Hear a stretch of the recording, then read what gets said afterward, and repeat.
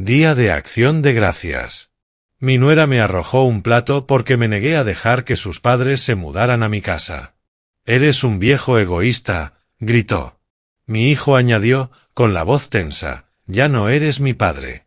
Solo sonreí, me levanté y tomé el teléfono. Todo está como dijiste, le dije a mi hermano. Activa el plan. Antes de continuar, suscríbete al canal, dale like al vídeo y cuéntanos en los comentarios desde dónde nos escuchas. El silencio en la mesa se sentía calculado, ensayado. Había llevado una botella de vino, un buen cabernet y una tarta de nuez del lugar que a Herbert le encantaba de niño. Ambos seguían intactos en la encimera de la cocina. Bula cortaba el pavó con precisión mecánica, la mandíbula apretada. Herbert evitaba mirarme. Algo estaba mal. Lo supe en cuanto crucé la puerta, 20 minutos antes. La casa, un modesto alquiler en Tempe, donde se habían mudado hacía 6 meses, olía bien, se veía normal. Pavó asado, puré de batatas, el típico banquete de Acción de Gracias. Pero la temperatura emocional era otra. Fría, pese al calor de Arizona. Pásame los panecillos, por favor, dije con tono neutro. Herbert titubeó con la cesta y casi la dejó caer. Sus manos temblaban ligeramente mientras la dejaba a un lado de mi plato. Bula lo observaba con la intensidad de alguien que entrena a un perro y espera que obedezca. Tu padre pidió los panecillos, Herbert, dijo, con un tono que mezclaba seda y acero. Cierto, perdón. Aquí tienes, papá. Tomé uno y lo unté con mantequilla, despacio. 35 años como fiscal me habían enseñado paciencia. Aprendí a esperar. A dejar que los sospechosos se delataran solos. Y esto, fuera lo que fuera, pronto saldría a la luz. Siempre lo hacen. Bula dejó el cuchillo sobre la mesa. Mis padres están empacando sus cosas para mudarse a tu casa. El cuchillo de mantequilla se detuvo a medio camino del panecillo. ¿Perdón? Pregunté, alzando la mirada. Están perdiendo su apartamento, dijo ella con la naturalidad de quien comenta el clima. Tu casa tiene espacio de sobra. Se mudarán a mediados de diciembre. No fue una pregunta ni una petición. Fue una afirmación dicha con la seguridad de quien cree que la decisión ya está tomada. Mi casa no es un hotel para extraños, respondí. El tenedor de Bula se quedó suspendido en el aire. ¿Extraños? Son mis padres. Tu familia. Mi familia no toma decisiones sobre mi propiedad sin consultarme primero. El aire cambió. Herbert carraspeó, un sonido nervioso que resonó en el silencio repentino. Me miró de reojo, luego a su plato, después a algún punto por encima de mi hombro izquierdo. A cualquier lugar, menos a mis ojos. Papá, vamos, dijo, con la voz débil. Es solo temporal. Ellos realmente necesitan ayuda. Y tienes 4 habitaciones vacías. Tengo 4 habitaciones que yo pagué. Dejé el tenedor con cuidado, alineándolo con el borde del plato. Eso no me obliga a hospedar a nadie. No es justo, protestó Herbert, el rostro encendido. La familia ayuda a la familia. Lo miré de frente por primera vez esa noche. De verdad lo miré. Vi al niño que solía armar aviones de juguete en la mesa de la cocina, el que me llamaba después de cada examen de derecho para repasar sus respuestas. Ese niño ya no existía. El hombre que tenía delante había hecho otras elecciones, había elegido otra lealtad. ¿Y exactamente qué ha hecho Herbert por ti, Bula? Pregunté con voz serena, la misma que usaba en la corte. Bula abrió la boca, pero no dijo nada. Porque no había respuesta. Mi hijo vivía en mi casa de Scottsdale, la que compré tras 30 años de procesar ladrones, estafadores y gente que tomaba lo que no le pertenecía. Vivía allí sin pagar renta desde hacía 4 años. 4 años de hipoteca que yo seguía pagando. 4 años de impuestos, seguros y reparaciones. 4 años de promesas vacías, solo hasta que me establezca, solo hasta que ahorremos para nuestra casa. 4 años de mentiras. Estás solo en esa casa tan grande, insistió Bula, con voz dulce pero falsa, forzando una sonrisa de compasión artificial. ¿Para qué quieres 4 habitaciones? Morirás solo ahí. Cómo viva y donde muera es mi decisión. Eres cruel, respondió ella, el tono endurecido de golpe. Somos familia. La familia se ayuda. La familia pide, dije sin alzar la voz. La familia no exige. Vi cómo su rostro cambiaba. La máscara se deslizó. Debajo, vi algo feo, derecho asumido, pura soberbia desnuda. Esperaba que me doblegara. Que agradeciera la oportunidad de ser explotado un poco más. Esperaba a un viejo débil que no respondería. Herbert se movió, acercándose a su esposa. La distancia entre nosotros se hizo enorme, imposible de cruzar. Asintió en silencio a cada palabra de ella. Tienes que admitirlo, dijo al fin, la casa es demasiado grande para una sola persona. Trabajé 35 años por esa casa, le respondí, mirándolo a los ojos. No tengo que admitir nada. La pregunta se formó en mi mente mientras los observaba al otro lado de la mesa, la forma en que Bula había formulado su anuncio. La falta de sorpresa en el rostro de Herbert cuando me negué. El tono ensayado de sus argumentos. Ellos nunca habían planeado irse de mi casa. Esto no se trataba de ayudar a los padres de Bula. Se trataba de control. De quedarse con lo que creían merecer. De un viejo que debía saber su lugar y aceptar las migajas de dignidad que le permitieran. Dejé la servilleta al lado del plato, con movimientos precisos y tranquilos. El pavó se había enfriado en el tenedor. El vino seguía sin abrir en la cocina. Nada de eso importaba ya. Bula me miraba con el rostro enrojecido por la ira. Eres un viejo egoísta, escupió, cada palabra cayendo como una piedra. Lo tienes todo y no das nada. Miré a mi hijo. Esperé que hablara. Esperé que recordara quien lo crió, quien pagó sus estudios, quien le dio un techo cuando lo necesitó. Esperé algún signo del muchacho que alguna vez fue.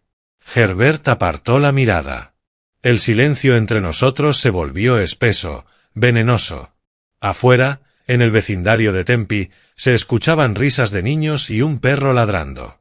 Sonidos normales de un día de acción de gracias normal. Dentro de esa casa, algo se había roto para siempre. Ellos esperaban que yo me derrumbara, que me disculpara, que cediera ante su juicio y su certeza de saber mejor que yo cómo debía vivir mi vida. No me conocían en absoluto. Bula se inclinó hacia adelante, la voz elevada. Estás solo en esa casa. ¿Para qué quieres 4 habitaciones? Morirás ahí, solo. Cómo viva y donde muera es mi decisión, repetí, con tono plano. Eres cruel, repitió, agitando el tenedor con furia. Somos familia. La familia pide. La familia no exige, insistí. Herbert carraspeó otra vez, el mismo sonido nervioso. Papá, tienes que admitirlo, la casa es grande para una sola persona. Trabajé 35 años por esa casa, repetí. No tengo que admitir nada. Solo digo que compartir no te haría daño. No voy a compartir. Mi voz fue definitiva. Esa es mi respuesta final. El rostro de Bula se tornó rojo intenso. Se levantó de golpe, la silla chirrió contra el suelo. Eres un viejo egoísta. Lo tienes todo y no das nada. Yo seguí sentado, tranquilo. Le di a tu marido 4 años de vivienda gratuita, dije con calma. Diría que eso cuenta como ayuda. La verdad cayó como una bofetada. El rostro de Bula se torció, una mezcla de furia y vergüenza. Herbert miró su plato, luego la pared, cualquier cosa, menos a nosotros. Viejo egoísta, gritó Bula, su voz quebrada por la ira. De pronto, su mano salió disparada, tomó su plato del mantel.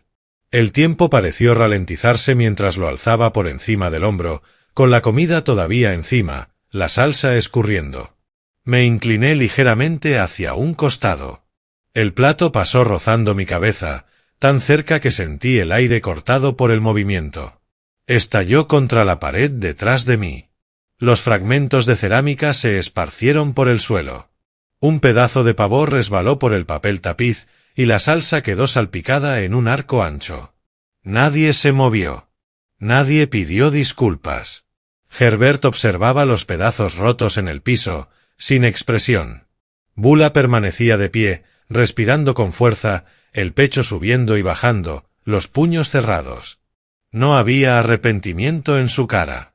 Solo una furia llena de justificación. El silencio pesaba más que el estruendo. Me enderecé en la silla, ajusté el cuello de la camisa. Mi corazón latía tranquilo, constante. Había procesado delincuentes violentos durante décadas.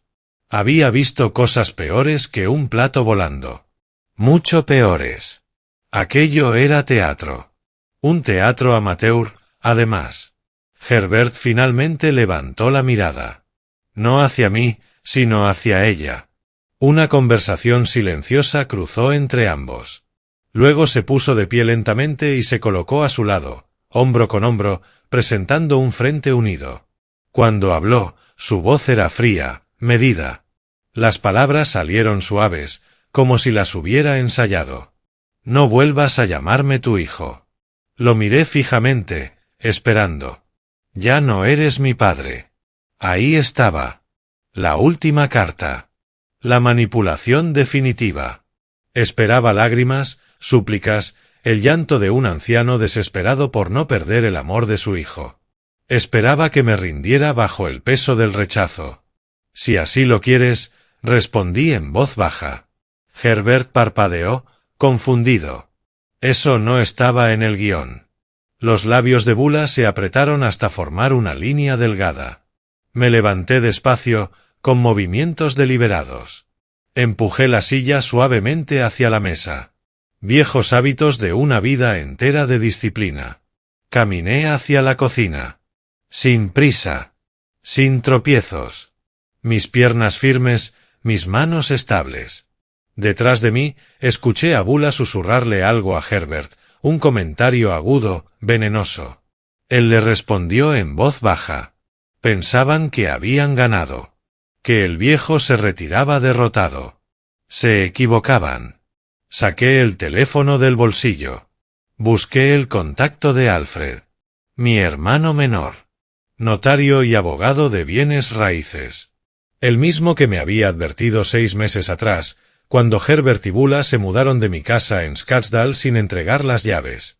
Amos, te están jugando, me había dicho. Déjame preparar algo, por si acaso. Me había resistido entonces. Quise creer que estaba equivocado. Quise creer que la familia todavía significaba algo. No lo significaba. No para Herbert. No más. El teléfono sonó 2 veces. Alfred contestó enseguida. ¿Cómo te fue? Preguntó con voz cautelosa. Exactamente como predijiste, respondí, manteniendo la voz firme, sin emociones. Activa el plan. La fase 1 está completa. Mañana empiezo el papeleo. Desde la puerta, podía ver a Herbert y Bula mirándome. Sus rostros habían cambiado. La rabia daba paso a la duda.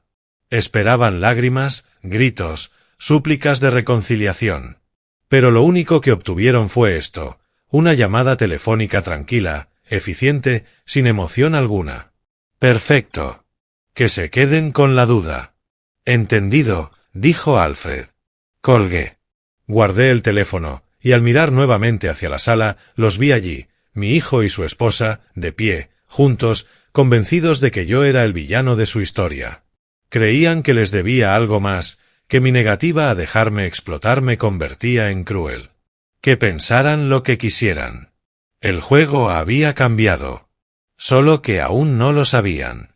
Caminé hacia la puerta principal, atravesando el comedor sin apuro. Herbert dio medio paso hacia adelante, tal vez un impulso automático, pero se detuvo. Bula lo sujetó del brazo, conteniéndolo. Puse la mano en el picaporte. Lo giré despacio y abrí la puerta.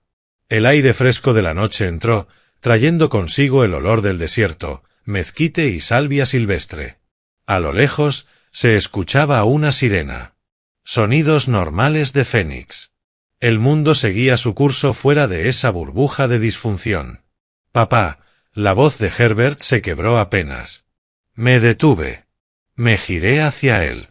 Le di una última oportunidad. Una oportunidad de ser el hombre que crié. El que sabía distinguir entre el bien y el mal. El que no sacrificaría a su padre solo porque su esposa se lo exigiera. No dijo nada más. Solo se quedó ahí, con la mano de Bula apretando su brazo, la boca entreabierta, como si quisiera hablar pero las palabras no llegaran. Ya era demasiado tarde. Salí por la puerta hacia la noche de noviembre. A mis espaldas, escuché la voz baja y áspera de Bula. Luego, el portazo. Y finalmente, el sonido del cerrojo deslizándose con un clic metálico. Caminé hasta mi coche, un Camry de 10 años, confiable y pagado. Lo abrí con manos firmes, me senté en el asiento del conductor. No encendí el motor de inmediato. Solo respiré. Pausado. El dolor vendría después. Quizás. O tal vez no.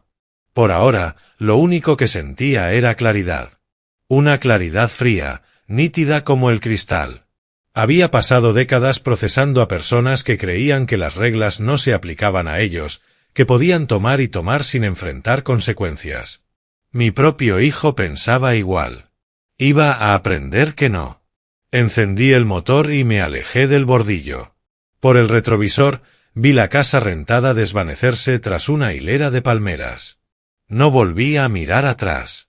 El hombre que había entrado a esa casa murió allí. El que salió era otro. Alguien que entendía que la venganza no se trata de rabia. Se trata de consecuencias. De justicia. De asegurarse de que las personas enfrenten los resultados de sus actos. Fase 1, completada. Mañana, Alfred comenzaría la segunda fase. Y Herbert no lo vería venir, hasta que fuera demasiado tarde. No dormí mucho esa noche. Cuando el amanecer comenzó a iluminar el desierto, ya estaba vestido y conduciendo hacia el este, rumbo a Scottsdale. La ciudad aún dormía a las 7 de la mañana. El tráfico era ligero, típico del fin de semana de Acción de Gracias. La oficina de Alfred se encontraba en un pequeño complejo profesional sobre Scottsdale Road. Ya había estado allí antes. Notarizaciones, planificación patrimonial. Pero esta visita era diferente. Alfred tenía café listo cuando llegué. 2 tazas, sin azúcar. Sobre su escritorio, 3 carpetas gruesas, rotuladas y ordenadas. Alzó la vista y me indicó la silla frente a él. He estado preparando esta conversación durante 6 meses, dijo. Me senté y tomé la taza que me ofrecía. ¿6 meses? Mencionaste que llevaban tiempo viviendo en tu casa. Empecé a documentar todo. Abrió la primera carpeta. Facturas de servicios. 4 años. Agua, luz, gas. Todas a tu nombre. Todas pagadas por ti. Las hojas se desplegaron sobre el escritorio como evidencia en un juicio. Mi evidencia. Mi dinero. Números que había evitado mirar demasiado, porque no quería enfrentar lo que revelaban. Alfred tocó la segunda carpeta. Declaraciones de impuestos a la propiedad. Pagas 9.200 al año. Ellos no han contribuido con un centavo. Luego abrió la tercera. Análisis del mercado de alquiler. Sacó comparaciones impresas. Casas similares en Scottsdale. 4 habitaciones, 3 baños, misma superficie. Promedio mensual, $2.800. Hice el cálculo automáticamente. 48 meses por 2.800, más servicios, aproximadamente 340 mensuales, más impuestos proporcionales a la propiedad. El número me hizo apretar la mandíbula. $48.000, dijo Alfred en voz baja. Eso es lo que ha subsidiado durante 4 años. El café me supo amargo de pronto. Lo dejé sobre el escritorio. ¿Nunca firmaron un contrato de alquiler? Preguntó Alfred, aunque ya conocía la respuesta. No. Le dije a Herbert que podían quedarse temporalmente mientras ahorraban. Escuché lo ingenuo que sonaba al decirlo. Se suponía que serían 6 meses. Alfred cerró las carpetas y las apiló con precisión. Legalmente son invitados que se quedaron más tiempo del permitido, no inquilinos con derechos. Esa es nuestra ventaja. ¿Qué me recomiendas? Aviso de desalojo. Estatuto revisado de Arizona, sección 33 a 1368. 30 días para huéspedes sin contrato de arrendamiento. Limpio, directo. Sacó un cuarto documento del cajón. Ya lo redacté. Leí el lenguaje jurídico, formal, definitivo, sin espacio para malentendidos. También necesitarás un abogado inmobiliario, continuó Alfred. Alguien que maneje desalojos con frecuencia. Tengo un nombre, Louis Hill. Buena reputación. No te cobrará de más. Hazlo, dije. Alfred hizo la llamada esa misma tarde. A la mañana siguiente, ya estaba sentado en la oficina de Louis Hill. Era un despacho moderno, eficiente, con paredes repletas de libros de derecho inmobiliario. Louis era más joven de lo que esperaba, quizá a principios de los 40, pero su apretón de manos era firme y su mirada aguda. Su hermano me envió la documentación, dijo y fue directo al punto. Sin contrato, esto es sencillo. Aviso de 30 días. Si no desocupan, pedimos desalojo judicial. Describió el procedimiento con precisión profesional. La notificación la entrega a un alguacil del condado. Queda registrada oficialmente. Si después de 30 días siguen allí, presentamos la demanda. La fecha de audiencia suele fijarse en 5 a 7 días.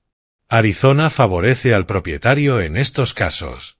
Quiero que todo se haga correctamente. Sin errores procesales que puedan usar en mi contra. Louis sonrió con un leve gesto.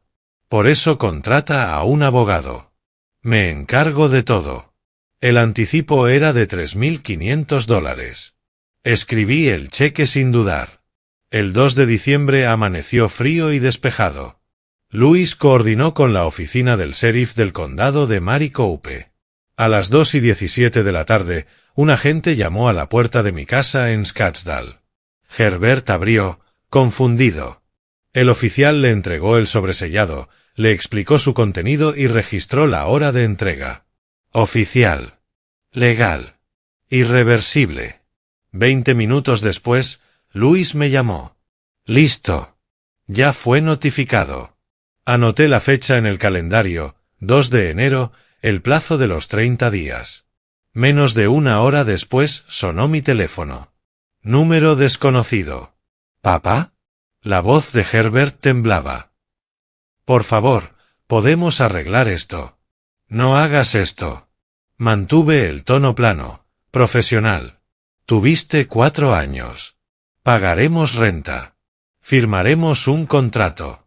Solo danos más tiempo. 30 días a partir del 2 de diciembre, repliqué. Después de eso, el tribunal. Papá. Colgué. El teléfono volvió a vibrar al instante. Mensajes. De Bula. Leí los 3 primeros. Vas a arrepentirte. Le diré a todos qué clase de persona eres.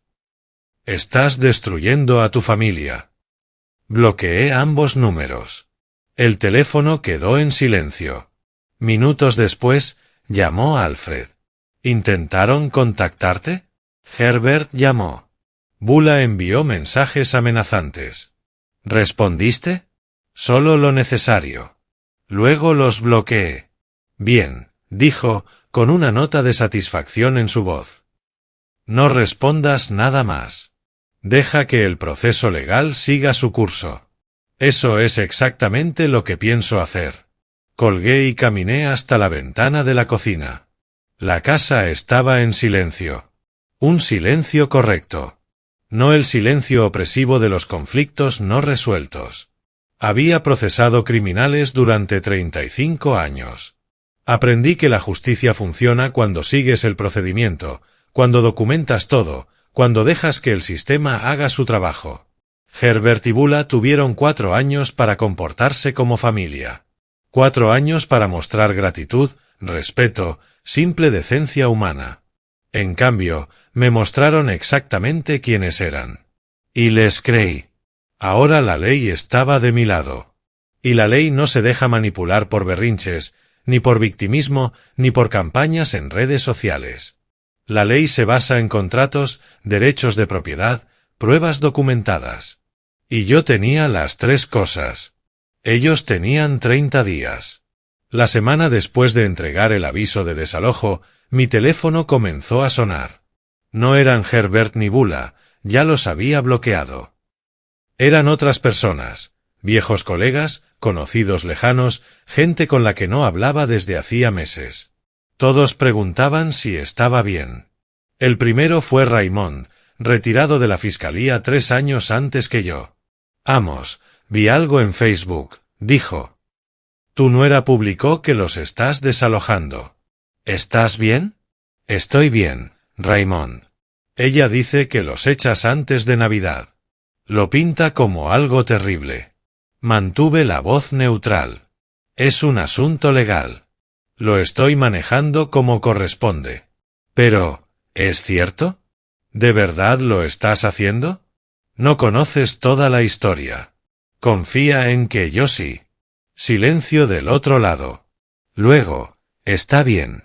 Solo quería saber. Esa fue la primera de varias llamadas. 3 más llegaron ese día y al siguiente. Todas variaciones de la misma conversación. Todas basadas en la versión de Bula. Respondí igual cada vez, breve, factual, sin defenderme. Al tercer día, abrí el perfil público de Bula en Facebook desde una cuenta compartida con un contacto mutuo. Ahí estaba, 3 párrafos de una narrativa cuidadosamente construida. Una foto de Herbert, con los ojos bajos, expresión de víctima. El texto me pintaba como un padre rico y despiadado que echaba a su hijo en plena temporada navideña. Y al final, los hashtags, #traición familiar, #abuso al anciano. La ironía de ese último no se me escapó. Los comentarios iban desde el apoyo ciego hasta la duda razonable.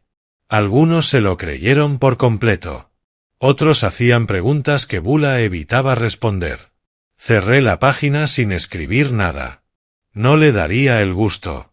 La siguiente llamada vino de un viejo vecino. ¿Por qué antes de Navidad, Amos? Preguntó. ¿No podías esperar a enero? El aviso se entregó el 2 de diciembre. El plazo vence el 2 de enero. Son 30 días, como exige la ley de Arizona. Aún así, parece duro. Tienes derecho a tu opinión. Eso bastó para cortar cualquier discusión. Hechos, no emociones. Requisitos legales, no excusas personales. El 16 de diciembre, Alfred volvió a llamar. Herbert me contactó. Quiere reunirse contigo. ¿Para qué? Dijo que para hablar. Arreglar las cosas, fueron sus palabras. Consideré negarme. Luego lo pensé mejor. Una última oportunidad. Una sola más. Está bien. Café en Old Town. Jueves a las 3 de la tarde. Que venga solo. ¿Seguro que es buena idea? Probablemente no. Pero escucharé lo que tenga que decir. El 18 de diciembre amaneció nublado y fresco. Llegué al café 5 minutos antes, pedí un café negro y elegí una mesa en la esquina, desde donde podía ver claramente la entrada. Herbert llegó puntual. Y detrás de él, Bula. Apreté la mandíbula, pero no me levanté ni me fui. Simplemente los observé acercarse. Herbert con el rostro tenso, Bula desafiante. Se sentaron. Herbert habló primero, las palabras atropelladas. Papá, por favor, escúchame. 6 meses más. Pagaremos 500 al mes. Firmaremos un contrato. Legal y todo. Bula añadió enseguida, es justo, es razonable. Cualquier propietario lo aceptaría. Bebí un sorbo de café. Los dejé terminar. Cualquier propietario, respondí finalmente, no les habría dado 4 años gratis. El rostro de Herbert se sonrojó. Lo sabemos. Nos aprovechamos. Lo sentimos, pero te pedimos 6 meses. Si no, iremos a juicio. Bula se inclinó hacia adelante. 6 meses no es mucho pedir. Ofrecemos pagar 500 al mes. El valor de mercado de esa casa es de 2.800, dije con calma. Su oferta es un insulto. Es lo que podemos pagar. Entonces no pueden permitirse vivir allí. Herbert lo intentó de nuevo. Cometimos errores en acción de gracias. Estábamos alterados. Dijimos cosas que no sentíamos. Me dijiste que ya no era tu padre, le recordé. Y lo dijiste en serio. Silencio. Herbert bajó la mirada. El rostro de Bula se oscureció. Esto es venganza, dijo Bula, alzando la voz. Nos estás castigando porque te herimos los sentimientos. No, respondí con serenidad. Esto es consecuencia. Aprende la diferencia. Se levantó de golpe, la silla rechinó contra el suelo. Varios clientes del café se giraron. Eres un viejo amargado. No soportas que Herbert me haya elegido a mí antes que a ti. Me puse de pie también, tranquilo, sin perder el control. Saqué un billete de $10 y lo dejé sobre la mesa junto a mi café intacto. 2 de enero, dije, mirando solo a Herbert. Me di la vuelta y caminé hacia la puerta. Detrás de mí, la voz de Bula se elevó aún más, mezclando acusaciones, reproches y palabras que ya no distinguía. Herbert no me siguió. No me defendió. No hizo nada. Solo se quedó sentado, los hombros caídos, derrotado. Empujé la puerta y salí al aire frío de diciembre. Caminé hasta mi coche y me senté al volante. No encendí el motor de inmediato. A través del ventanal del café lo vi todavía allí, con la cabeza entre las manos. Bula estaba de pie junto a él, los brazos cruzados, el rostro rojo, la boca moviéndose sin parar, seguramente culpándome de su arrebato, de su situación, de todo, menos de sus propias decisiones. No sentí nada. Ni lástima, ni enojo. Solo una certeza absoluta. No se irían por las buenas. El 2 de enero llegaría, y seguirían en mi casa, convencidos de que de algún modo todo saldría a su favor. Pensando que cedería ante la presión social, los lazos familiares o el espíritu navideño. No entendían.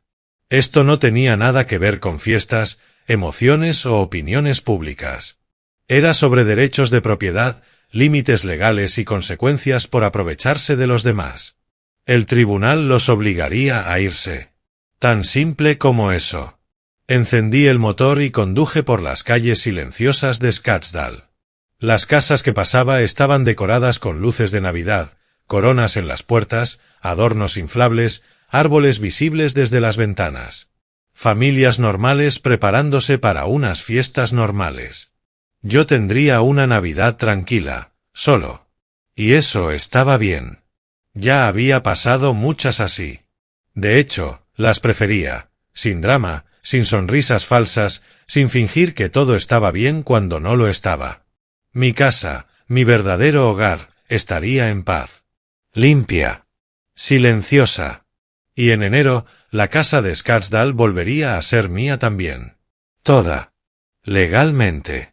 Definitivamente. La Navidad vino y se fue. La pasé solo, y me bastó. El día siguiente, Alfred llamó. Necesito que veas algo que encontré. ¿Puedes venir a la oficina? El tono de su voz me dijo todo. No eran buenas noticias. El 27 de diciembre, me senté frente a él mientras extendía nuevos documentos sobre su escritorio. 3 carpetas esta vez, más gruesas que las anteriores. El café humeaba entre nosotros, intacto. He estado revisando las finanzas de Herbert, explicó Alfred, preparándome por si hay impugnaciones en el tribunal. Tienes que ver esto. Abrió la primera carpeta. Reportes de crédito. 7 tarjetas distintas, todas al límite o cerca de él. Los números subían línea tras línea, 8.000, 11.000, 13.000. Mi mirada se detuvo en la cifra total al final. $47.000 en deuda de tarjetas, dijo Alfred. Mantuve la voz estable. ¿Solo las tarjetas? Abrió la segunda carpeta. El préstamo del Dodge Charger que maneja. 31.000 pendientes. 3 pagos atrasados. Aviso de embargo fechado el 15 de diciembre. Hice los cálculos en silencio. $78.000 hasta ahora. Hay más, añadió Alfred. Deslizó hacia mí unos estados de cuenta bancarios. Transferencias regulares a sitios de apuestas en línea. $12.000 en 2 años, que pude rastrear, dijo. Póker en línea. Apreté los bordes de la carpeta. Tenía un problema con el juego. ¿Cómo no lo noté? Porque no querías verlo, respondió Alfred sin mirarme. Lo ocultó bien. Probablemente también a Bula. 90.000 en deudas. El número era obsceno. Aún no hemos terminado, continuó Alfred. Sacó una solicitud de préstamo de la tercera carpeta. Bula pidió $18.000 a nombre de Herbert el año pasado. Préstamo personal. Motivo declarado, inversión de negocio. Examiné la firma. ¿Él lo sabía? Alfred encogió los hombros. Esa firma parece dudosa. Podrías mandar a un perito calígrafo, pero dudo que importe ahora. Me mostró los recibos grapados al reverso. Cursos para influencers, seminarios de marketing, programas de coaching motivacional. $18.000 en 4 meses. Todo inútil. $108.000. Dejé el documento con cuidado sobre el escritorio. Deuda combinada. Eso es catastrófico para 2 personas con sus ingresos. Alfred asintió, el rostro sombrío. Pero hay algo más. Lo peor. Abrió un cajón y sacó una carpeta aparte, marcada con la palabra crítico en tinta roja. Dentro, una solicitud de refinanciamiento hipotecario fechada en junio de 2023. Mi dirección, en la parte superior. Revisé el formulario hasta llegar a la sección de solicitantes. Herbert Wright, listado como copropietario. Mi visión se estrechó. ¿Qué es esto? Intentó refinanciar tu casa, respondió Alfred con gravedad. Un préstamo de $400.000, con retiro en efectivo. Afirmó ser copropietario. El banco pidió los documentos de propiedad. No pudo proporcionarlos. Solicitud rechazada en 2 semanas. Volví a leer el formulario, más despacio esta vez. Cada línea parecía una traición escrita en tinta. Mi hijo había intentado robarme la casa. No pedirla. No hablarlo. Robarla. ¿De verdad presentó esto? Mi voz sonó distante, ajena. Sí. Y cuando falló, Alfred se inclinó hacia adelante. Mira el tiempo. Junio de 2023, solicitud rechazada. Para finales de año, ya hablaban de que los padres de Bula se mudarían contigo. Más gente, más ocupantes, más difícil desalojar. Las piezas encajaron con una claridad terrible. Estaba planeado, dije en voz baja. Todo.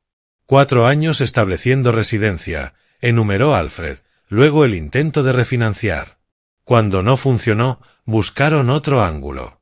Más personas en la casa, más resistencia al desalojo. Fortalecer cualquier reclamo futuro. Me levanté y caminé hacia la ventana. Debajo, Scottsdale Road seguía su curso normal. Tráfico, gente común viviendo vidas normales, sin descubrir que sus hijos llevaban años planeando robarles. Nunca pensaron irse, murmuré. No, y si hubieras muerto primero. Alfred no terminó la frase. No hacía falta. Si yo moría, habrían reclamado que la casa les pertenecía. 4 años viviendo allí. Sin contrato escrito. Y ya se sabe, la posesión es 9/10 partes de la ley. Habrían peleado cualquier reclamo del testamento, alargando el proceso en tribunales durante años. ¿Qué más necesito saber?, pregunté. Eso es todo, respondió Alfred. La deuda está documentada. El intento de refinanciar también. Las apuestas están registradas. Si intentan alegar dificultades económicas en el juicio, tenemos las pruebas de por qué están así. ¿Las necesitaremos para la audiencia de desalojo? Probablemente no. El caso es sencillo. Sin contrato, sin renta, aviso formal. Pero si intentan acusarte o alegar algún acuerdo verbal, tocó las carpetas, tenemos munición. Reuní las carpetas, una por una, cada una un arma para la batalla que venía. El café se había enfriado. No lo toqué. Ellos no saben que tienes todo esto, dijo Alfred mientras me acompañaba hasta la puerta. Perfecto. Lo miré a los ojos. Creen que solo están enfrentando un desalojo. ¿Y no es así? No, respondí. Están enfrentando a un fiscal con 35 años de experiencia armando casos contra personas que toman lo que no les pertenece. Alfred esbozó una sonrisa sombría. Luis presentó los documentos judiciales ayer. La audiencia será el 16 de enero. Estaré listo. Conduje de regreso a casa por las calles silenciosas del Scottsdale posterior a la Navidad. Las decoraciones aún colgaban en los patios, cansadas, un poco tristes. La temporada de buena voluntad y unidad familiar había terminado. La realidad volvía a imponerse. En mi sala, extendí las carpetas de Alfred sobre la mesa de centro. Revisé cada documento una vez más, los extractos de tarjetas de crédito, cada una llevada al límite, las transferencias a los sitios de apuestas, regulares como un reloj, los recibos de cursos de influencers, cada uno más absurdo que el anterior, y la solicitud de refinanciamiento con su mentira descarada. Mi hijo debía $108,000. Mi hijo tenía una adicción al juego. Mi hijo había intentado robarme la casa. Eran hechos. Hechos documentados, verificados, innegables. El Herbert que yo había criado, el niño que construía aviones de juguete, que llamaba después de cada examen, que alguna vez tuvo integridad, ya no existía. Si es que alguna vez existió. El Herbert revelado en esos documentos era alguien que no conocía. Y, sinceramente, alguien que no quería conocer. La audiencia en el tribunal sería el 16 de enero, a 19 días de distancia. Estaría listo. Más que listo. Las 2 semanas entre Año Nuevo y la audiencia pasaron lentamente. Cada noche revisaba los documentos. Luis preparaba nuestro caso con precisión quirúrgica. Cuando llegó el 16 de enero, me puse mi traje de fiscal, el mismo que había usado durante 35 años, y conduje hacia el centro de la ciudad. Llegué al tribunal a las 8:20. Luis me esperaba junto a la puerta de la sala, con su maletín a un lado. ¿Listo?, preguntó. Asentí. A través de la ventana del pasillo, vi llegar a Herbert y Bula al estacionamiento. Incluso desde esa distancia, la tensión era evidente. Bula gesticulaba con rabia. Herbert caminaba con los hombros caídos. Entraron al edificio a las 8:45. Los ojos de Bula encontraron los míos de inmediato. Pura hostilidad. Herbert no me miró. Solo observaba el suelo, con las manos hundidas en los bolsillos. A las 9:03, el alguacil llamó nuestro caso. Dentro, la sala era exactamente lo que imaginaba. Una corte civil estándar, el estrado del juez, 2 mesas, pocas sillas. Luces fluorescentes zumbando sobre nuestras cabezas. Todo beige, oficial, impersonal. Perfecto. El juez Martínez revisó el expediente y luego levantó la mirada. Se trata de una acción por entrada y detención forzosa. Señor Wright, usted está representado por un abogado. Señor y señora Wright, ¿ustedes se representan a sí mismos? Herbert asintió. Sí, su señoría. ¿Desean responder a la acción de desalojo? Bula se puso de pie enseguida. Se había vestido cuidadosamente, blusa conservadora, maquillaje discreto, resaltando los ojos para generar simpatía. Su señoría, empezó, mi suegro prometió que siempre cuidaría de nosotros. Confiamos en él completamente. Su voz se quebró en el momento justo. Nuestros hijos dependen de su abuelo. Este desalojo los traumatizará emocionalmente. El juez Martínez revisó el expediente. ¿Cuántos menores viven en la propiedad? Bula vaciló. 2. Bueno, quiero decir, emocionalmente son como sus hijos. Pregunté cuántos menores de edad residen en la propiedad. El expediente no muestra dependientes bajo 18 años. Quise decir. Por favor, siéntese, señor Wright. Bula se sentó, el rostro enrojecido. La primera mentira expuesta en menos de 3 minutos. Mantuve mi expresión neutral, pero una pequeña satisfacción se asentó en mi pecho. Luis se puso de pie. Su señoría, seré breve. La evidencia es clara. Presentó los documentos con método, la escritura de propiedad que mostraba el 100% a mi nombre, 4 años de facturas de servicios pagadas por mí, estados de cuenta bancarios y ningún registro de pago de renta, y el aviso de desalojo de 30 días debidamente entregado el 2 de diciembre por el sheriff del condado de Maricopa, con comprobante firmado. Los demandados son invitados que permanecieron más allá del permiso, concluyó Luis.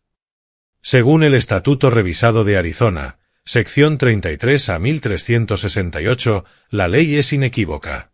El juez Martínez revisó los documentos. El silencio llenó la sala, roto solo por el sonido de las hojas al pasar. 20 minutos de espera. Observé a Herbert mirando sus manos. A Bula con la mandíbula cada vez más apretada. Finalmente, el juez levantó la vista. Fallo a favor del demandante. Los demandados deberán desocupar la propiedad en un plazo de 5 días, a más tardar el 21 de enero. El sheriff supervisará la remoción si es necesario. Herbert se levantó bruscamente. Su señoría, por favor, ¿nos puede conceder 30 días más? No tenemos a dónde ir. Tuvieron 30 días. Ignoraron la notificación legal. Pensamos que podríamos arreglarlo con mi padre. Mi hijo me envió un mensaje, lo siento, papá. La cena se canceló. Pero cuando llegué antes de hora, encontré a 15 personas comiendo en mi mesa. El martes pasado vi a mi propio hijo llamarme una carga frente a mi cara, en mi propia casa, mientras 15 extraños asentían en silencio. Mi nombre es Baldrick Henderson, tengo 70 años. Crié solo a mi hijo David después de que su madre muriera de cáncer. Me rompí la espalda trabajando en la construcción para que él pudiera ir a Harvard. Le di todo, mi casa, mi dinero, mi confianza. Creí que estaba construyendo un legado. En realidad, estaba alimentando a un monstruo. Aquel día, David me envió un mensaje, lo siento, papá. La cena se canceló. Pero cuando llegué antes de tiempo, encontré a 15 personas sentadas alrededor de mi mesa del comedor. Abogados, asesores, vecinos, todos comiendo mi comida, mientras mi hijo explicaba por qué yo estaba perdiendo la cabeza y necesitaba ser gestionado. Papá se está convirtiendo en una carga, anunció. Como si yo no estuviera allí, justo afuera, grabando cada palabra por la ventana. Tenían gráficos, evaluaciones médicas, toda una presentación sobre mi supuesta incompetencia. Pero había algo que ninguno de ellos sabía. Yo había estado planeando este momento durante 25 años. Antes de contarte lo que hice, dime desde dónde me estás viendo y qué hora es allá. Y no olvides suscribirte para más historias y darle like al vídeo. Una sola llamada bastaría para quitárselo todo. 30 años atrás, yo no era nadie. Solo otro obrero de construcción con las manos llenas de callos y la espalda destrozada. Trabajaba en 2 empleos después de que mi esposa muriera. Karina tenía apenas 43 años cuando el cáncer se la llevó. Nuestro hijo, David, tenía 15. Estaba asustado, furioso, perdido.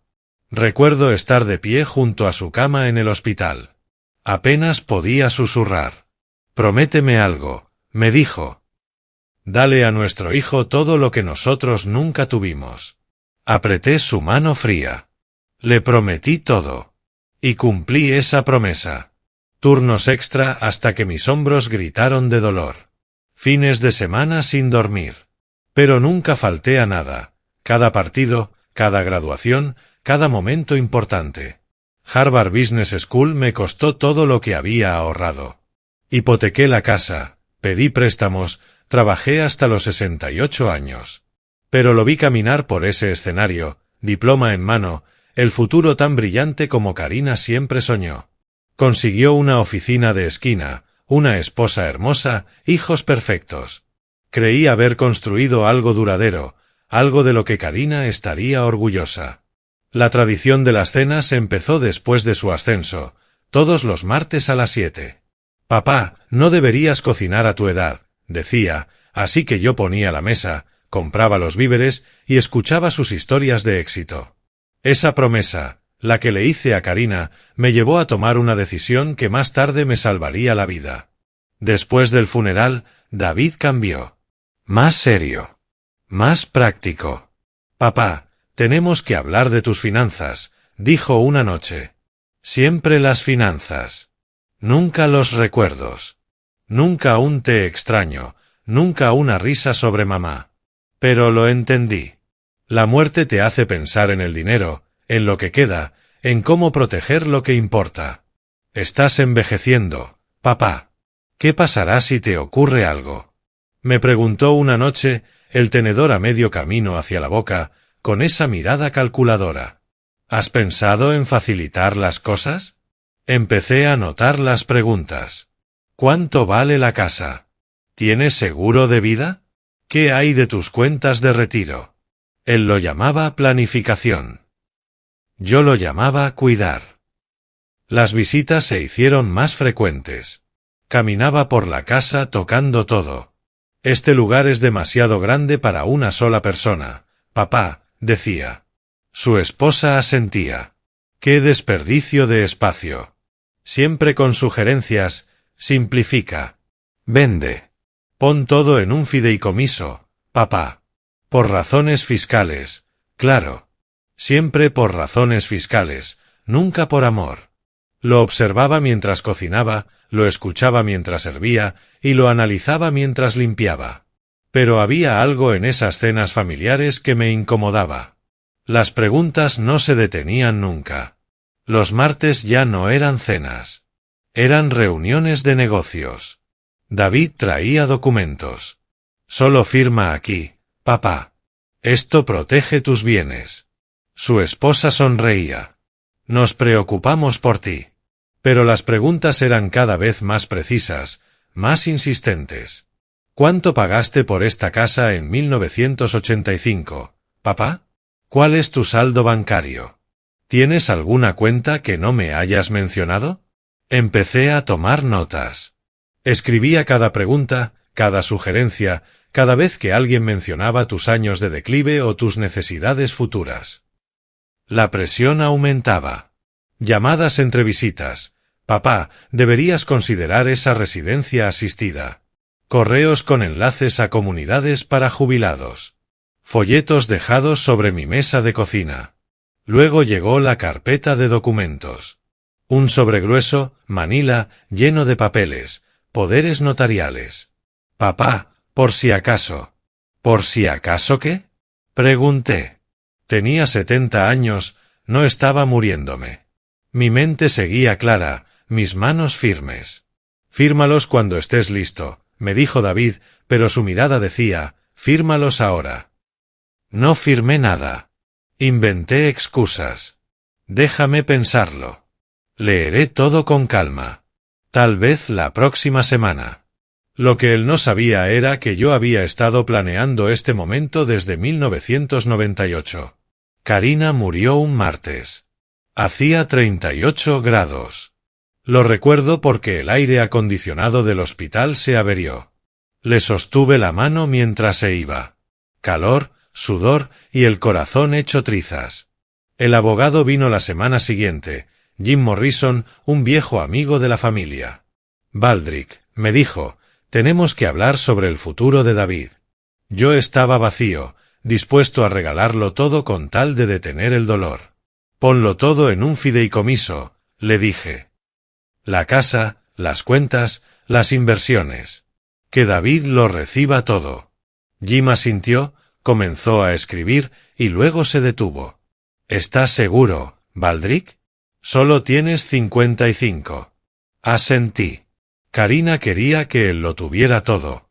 Jim dudó un segundo. ¿Y si David cambia? ¿Y si necesitas protegerte? Entonces me explicó, fideicomisos revocables. Parecen una cesión total, pero mantienes el control. Puedes recuperarlo todo cuando quieras. Me mostró los documentos. El nombre de David en todo, pero mi firma tenía el poder. Él obtenía los beneficios. Yo conservaba la autoridad. Firmé ese día. Una sola firma en 1998. David celebró su herencia, se sintió seguro, agradecido, poderoso. Una firma podía devolvérmelo todo. Los papeles del fideicomiso parecían simples. El nombre de David en la escritura de la casa, en las cuentas bancarias, en todo lo que importaba. Pero escondida en la página 17 estaba la frase mágica: el otorgante conserva plena autoridad de revocación. David nunca leyó la página 17. Solo vio su nombre, se sintió rico, protegido, y comenzó a hacer planes con mi dinero. Durante 25 años creyó que era dueño de mi vida. Tomaba decisiones sobre mi futuro, hablaba con su esposa sobre los bienes de papá como si ya fueran suyos. Lo eran y no lo eran. La casa era suya, el dinero era suyo, hasta que yo decidiera lo contrario. Entonces, todo volvería a mí. Es mi padre. Solo quiero hablar con él. Uno de los oficiales se acercó a mi puerta. ¿Conoce a este hombre, señor? Herbert Wright, mi ex hijo. Estamos en un litigio civil. No quiero verlo. Emitiremos una advertencia.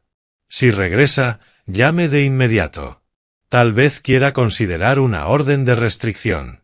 Lo hablaré con mi abogado. Gracias, oficial.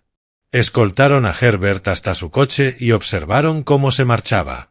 El informe policial llegó por correo 3 días después, número 2543892. Otro documento para el archivo.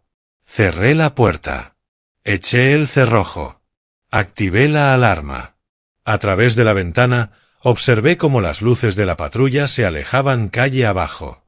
Herbert se había convertido en alguien irreconocible. O quizás siempre lo había sido, solo que ahora, finalmente, se mostraba tal cual era.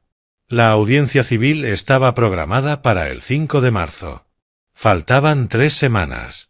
Volví a mi libro. El sistema legal se encargaría de él ahora. Yo podía dejarlo actuar. La semana posterior al incidente transcurrió en calma. Llegó el 5 de marzo, día de la audiencia civil. Me encontré con Luis en el vestíbulo del tribunal a las 8:30. Llevaba un maletín diferente, más grueso. Pruebas nuevas, dijo. De la etapa de descubrimiento. Necesitas ver esto. Nos sentamos en una banca del pasillo. Sacó unas impresiones. Encabezado, venta futura de propiedad Scottsdale. Correos de bula con una agente inmobiliaria, explicó. Octubre de 2023. Leí el primero. Palabras de bula. Cuando mi suegro fallezca, la casa tendrá que venderse. Valor estimado, $850,000. Espero recibir al menos la mitad, quizás más. La respuesta del agente hablaba de comisiones, tiempos de mercado y recomendaciones de presentación. Estaba planeando mi funeral, dije en voz baja. Planeando cómo lucrar con él. El tribunal estaba lleno de madera oscura, con el estrado elevado y una taquígrafa al fondo. El juez Martínez presidía nuevamente. Me reconoció con un leve asentimiento. Luis presentó las pruebas con su precisión habitual, los cálculos financieros, la sentencia previa de desalojo que establecía mérito, y luego las nuevas pruebas devastadoras. Exhibición M. La solicitud de refinanciamiento de Herbert, junio de 2023, reclamando copropiedad. Exhibición N. Los correos electrónicos de Bula con la agente inmobiliaria. El juez Martínez leyó los correos en voz alta, su tono endureciéndose con cada línea. Señor Araiz, usted escribió estos correos sobre la venta de la propiedad en 2847 Desert Vista Drive. Bula estaba pálida. Solo exploraba opciones. ¿Opciones para vender una propiedad que no le pertenece? Hubiera sido propiedad familiar. No lo es. Es propiedad exclusiva del señor Amos Wright. ¿Tenía permiso para discutir su venta? Silencio. Luego, apenas audible, no. Su abogado no dijo nada. No tenía defensa. Ninguna excusa ante los documentos. El juez revisó las pruebas durante 20 minutos. La sala permaneció en silencio, salvo por el roce de las hojas. Finalmente habló. Este tribunal encuentra un patrón claro de explotación financiera. Los demandados se beneficiaron sistemáticamente de la generosidad del demandante, intentaron un refinanciamiento fraudulento y planificaron la apropiación de su propiedad tras su muerte anticipada. Herbert miraba al suelo. Bula permanecía inmóvil, petrificada. Aunque el demandante solicita $50.000, este tribunal concede $42.000 en daños compensatorios, pagaderos en cuotas mensuales de $1.750 durante 24 meses.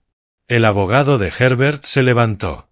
Su señoría, esa cantidad equivale al 45% del ingreso neto mensual del señor Herbert Wright. Lo sé, respondió el juez con firmeza. Quizá debió pensarlo antes de intentar defraudar a su padre. Se autoriza la retención salarial si se incumple el pago. Siguiente caso. El mazo golpeó. Afuera, en las escalinatas del tribunal, Herbert se me acercó por última vez. Papá, lo siento por todo. Me detuve, lo miré. Las disculpas no pagan la deuda. La pagaré cada mes. Te lo prometo. La pagarás porque el tribunal te lo ordenó, no porque lo sientas. ¿Podemos algún día? Adiós, Herbert. Seguí caminando. No miré atrás. 5 días después, Alfred llamó. Herbert perdió su trabajo. Ya veo. El concesionario hizo una revisión de antecedentes, encontró la sentencia civil y lo despidió de inmediato. No respondí. No había nada que decir. También los están desalojando del apartamento de los padres de Bula, continuó. Demasiado drama. ¿A dónde irán? A un alquiler barato en el oeste de Phoenix. $900 al mes. Un barrio difícil. El primer pago sería el 1 de abril. $1.750. Con su nuevo trabajo en un almacén, $16 la hora en Home Depot, sería casi imposible. Pero ya no era mi problema. Supe del apartamento por Alfred, que pasó por allí movido por la curiosidad. Rejas en las ventanas, me dijo, el estuco agrietado, coche sobre bloques en el estacionamiento. No le pregunté por qué fue. Tal vez necesitaba verlo para creer que el final era real. Yo no necesitaba verlo. El cálculo era simple. Herbert ganaba unos 33.000 al año. Después de impuestos, quizá 25.000. Unos 2.000 al mes. La cuota judicial, $1.750. Le quedaban 250 para todo lo demás. Sumando su deuda previa de $108.000, la bancarrota no solo era probable. Era inevitable. Su matrimonio también se estaba desmoronando. Según conocidos en común, Bula culpaba a Herbert por su debilidad, y Herbert culpaba a Bula por su codicia. Se estaban destruyendo el uno al otro, exactamente del mismo modo en que habían intentado destruirme a mí. La diferencia era que yo tenía la ley de mi lado. Ellos solo se tenían a sí mismos. Y eso, al final, no fue suficiente. El 20 de marzo, me senté en mi sala, rodeado de mi casa, mis muebles, mi paz, y pensé en la justicia. No en esa idea abstracta que enseñan en las facultades de Derecho, sino en su realidad concreta, la que había perseguido durante 35 años. La justicia no era castigo por castigo. Era consecuencia. Consecuencia natural, inevitable, de decisiones tomadas libremente. Herbert eligió vivir en mi casa durante 4 años sin pagar un solo dólar. Bula eligió planear mi muerte y el robo de mi propiedad. Juntos eligieron la explotación sobre la honestidad, la avaricia sobre la gratitud. La ley simplemente los obligó a enfrentar lo que ellos mismos eligieron. La deuda. La sentencia. El embargo. La bancarrota. Las circunstancias degradantes. Todo. Cada dólar, cada consecuencia, eran suyos. Se lo habían ganado. Pasé la página de mi libro. Afuera, la tarde de marzo caía lentamente en oscuridad. El aire del desierto traía olor a creosota y asfalto enfriándose. Mi teléfono yacía en silencio sobre la mesa. Sin llamadas bloqueadas, sin mensajes amenazantes. Solo silencio. Finalmente, la última semana de marzo transcurrió sin incidentes. Hasta que Alfred llamó con noticias.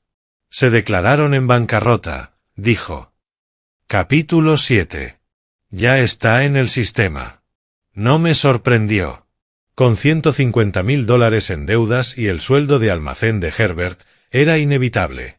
Alfred me envió la declaración electrónica. La abrí en mi tableta. Número de caso, registro judicial, lista de acreedores.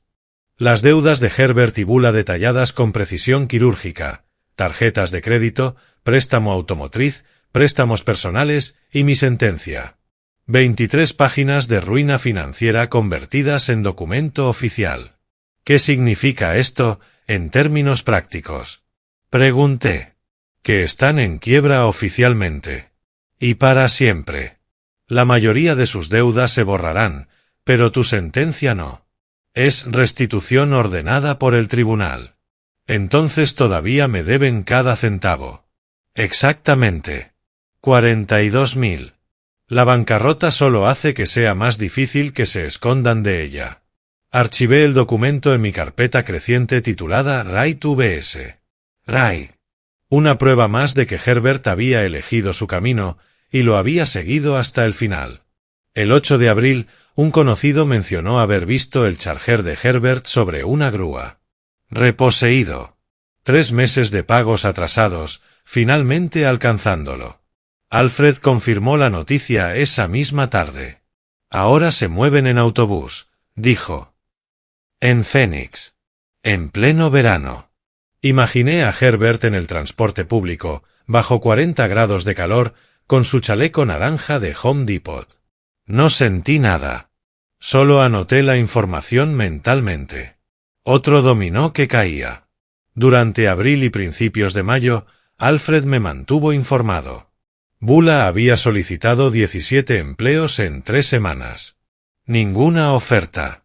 Su currículum decía consultora de redes sociales y creadora de contenido. Nadie tomaba Instagram como experiencia laboral seria.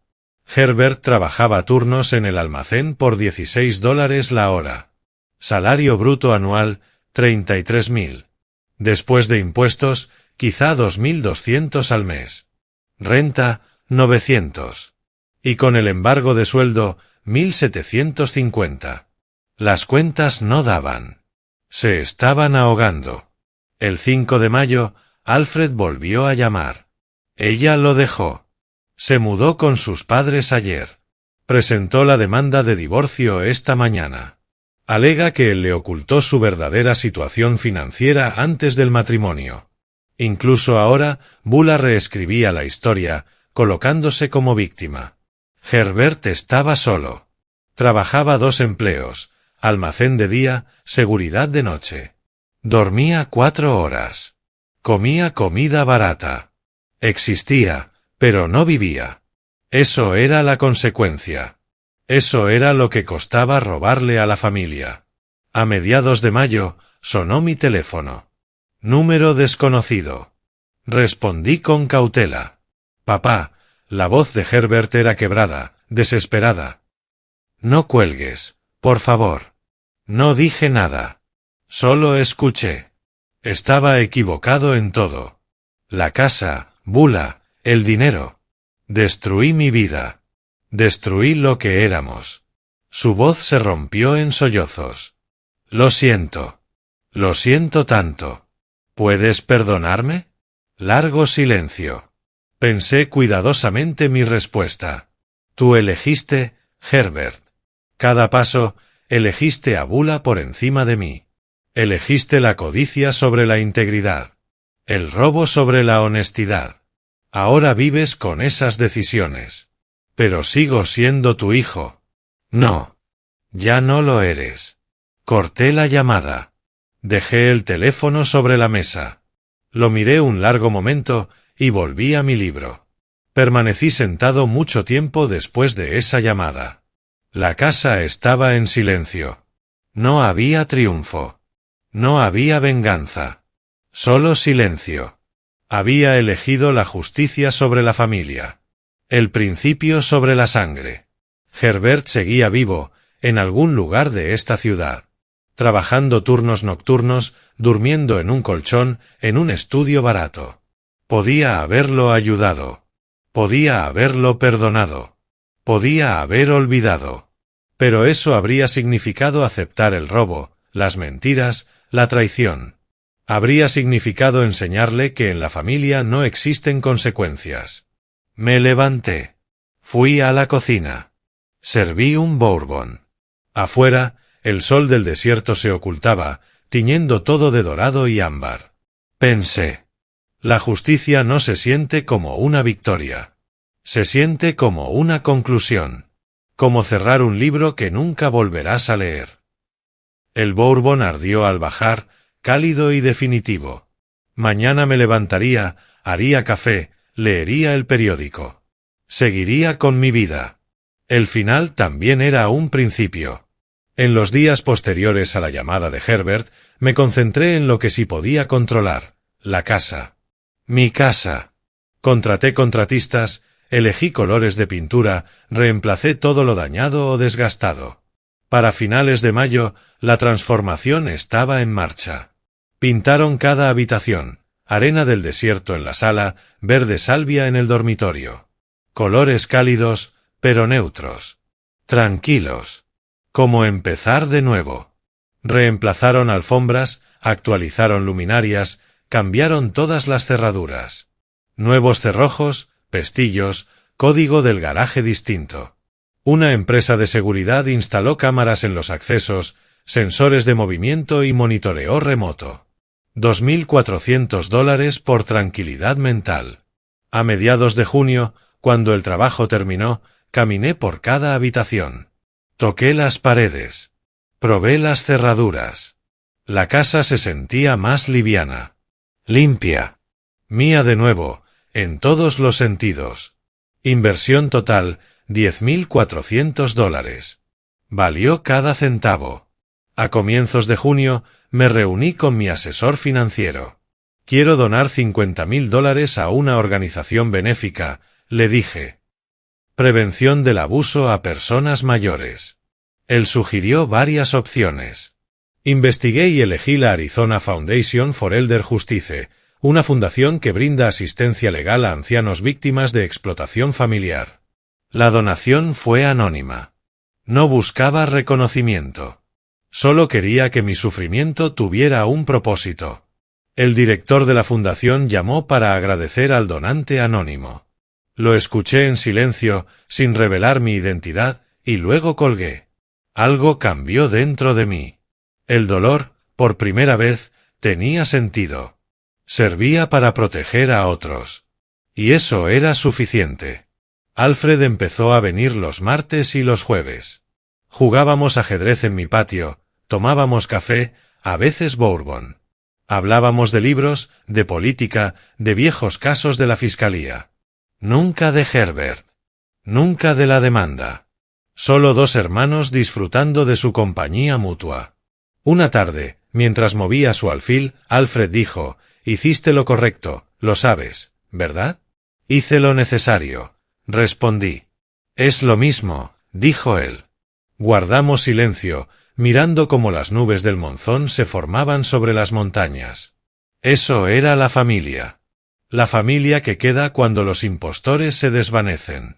El 15 de julio, mi estado de cuenta bancario mostraba un depósito directo, $1.750. Descripción: embargo salarial. Wright, Herbert M. El primer pago ordenado por el tribunal. Miré la línea a unos segundos. El sueldo de Herbert era ahora un 45% más bajo. Una vida reducida a deducciones automáticas. No sentí satisfacción. No sentí venganza. Solo transferí el dinero a una cuenta separada, etiquetada como fondo de reserva legal. El sistema funcionaba. Nada más. Solo engranajes girando. Justicia en movimiento.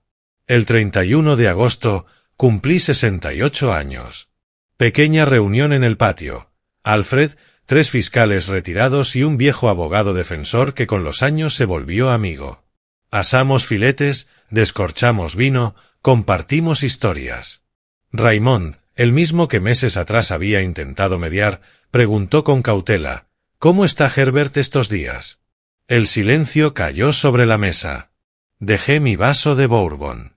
No tengo hijo, respondí. No lo dije con ira ni con tristeza. Solo como un hecho. Raymond asintió despacio. Cambió de tema. Más tarde, cuando todos se fueron, me quedé solo. El atardecer pintaba el desierto de oro y rojo. 68 años. 35 como fiscal. 8 de viudez. 0 hijos. Un hermano. Una casa. Una noche en paz. Pensé en el camino recorrido, desde aquella cena de Acción de Gracias hasta este atardecer de agosto. 9 meses de guerra legal. La vida de Herbert destruida. Mi familia reducida a su núcleo honesto. Algunos dirían que fui demasiado duro. Que la familia debe perdonar cualquier cosa. Pero la familia no es solo sangre. Es confianza. Es respeto. Es integridad. Herbert no tenía nada de eso. Por tanto, ya no era familia. Así de simple. Tenía 68 años. Todavía me quedaban buenos años por vivir. Y los pasaría con personas que me valoraran, no con quienes me vieran como un recurso que explotar. Eso no era crueldad. Era sabiduría. La noche del desierto se enfrió. Las estrellas aparecieron, brillantes y lejanas. Levanté mi copa sin mirar a nadie en particular. Quizá brindé por la justicia. O por los límites.